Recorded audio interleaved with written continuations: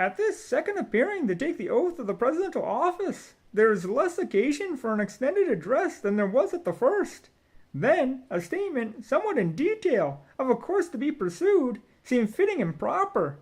Now, at the expiration of 4 years, during which public declarations have been constantly called forth on every point and phase of the great contest which still absorbs the attention and engrosses the energy of the nation, little that is new could be presented. The progress of our arms, upon which all else chiefly depends, is as well known to the public as to myself, and it is, I trust, reasonably satisfactory and encouraging to all.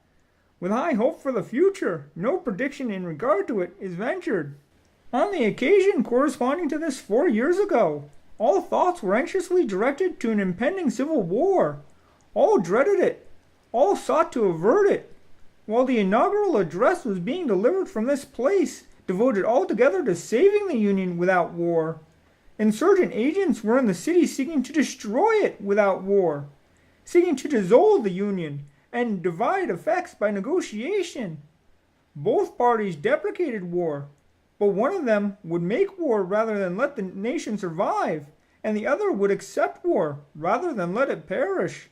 And the war came. 1/8 of the whole population were colored slaves, not distributed generally over the Union, but localized in the southern part of it. These slaves constituted a peculiar and powerful interest. All knew that this interest was, somehow, the cause of the war. To strengthen, perpetuate, and extend this interest was the object for which the insurgents would rend the Union, even by war, while the government claimed no right to do more than to restrict the territorial enlargement of it. Neither party expected for the war the magnitude or the duration which it has already attained.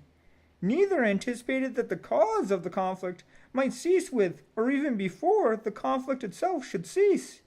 Each looked for an easier triumph, and a result less fundamental and astonishing. Both read the same Bible and pray to the same God, and each invokes his aid against the other.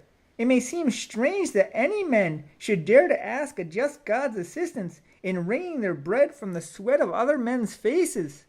But let us judge not that we be not judged. The prayers of both could not be answered. That of neither has been answered fully. The Almighty has his own purposes.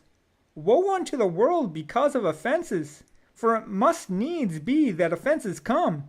But woe to that man by whom the offenses cometh. If we shall suppose that American slavery is one of those offenses which, in the providence of God, must needs come, by which, having continued through his appointed time, he now wills to remove, and that he gives to both North and South this terrible war, as the woe due to those by whom the offense comes, shall we discern therein any departure from those divine attributes which the believers in a living God always ascribe to him? Fondly do we hope, fervently do we pray, that this mighty scourge of war may speedily pass away.